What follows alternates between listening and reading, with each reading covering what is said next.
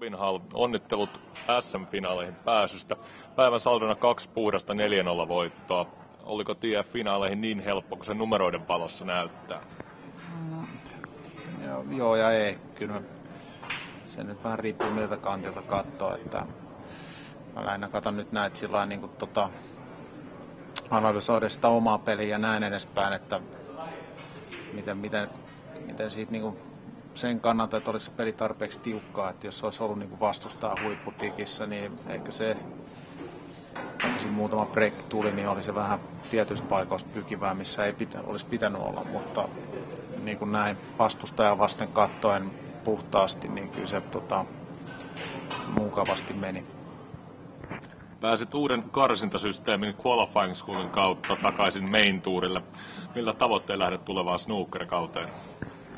No, ei ole vielä laadittu ihan tarkkaa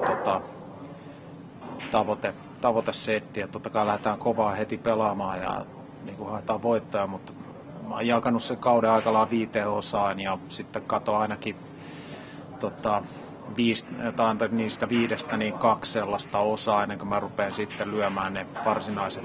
Että nämä systeemit on muuttunut niin paljon kuin mä oon viimeksi pelannut, että se on vähän vaikea arvioida siinä, että mikä on niin kuin sellainen realistisen kova tavoite ja lähtee sitten hakemaan sitä. Edellinen taival Main Tourilla päättyi terveysongelmiin. Ovatko ne nyt taakse jäänyt elämään? Joo, eihän siis mistä ikinä voi olla 100% varma, mutta sanotaan niin, että lääkäreiden puolesta on ihan fine lähteä eteenpäin ja sitten mikä on ehkä tärkeämpää, niin omasta mielestäni on valmis lähteä, että kyllä. Sinut nähdään viikon kuluttua Kulttuuritalolla SM-finaaleissa, mutta milloin Robin Hall saa sitten, voidaanko sanoa, toisen uransa ensimmäisen kilpailun Main Tourilla?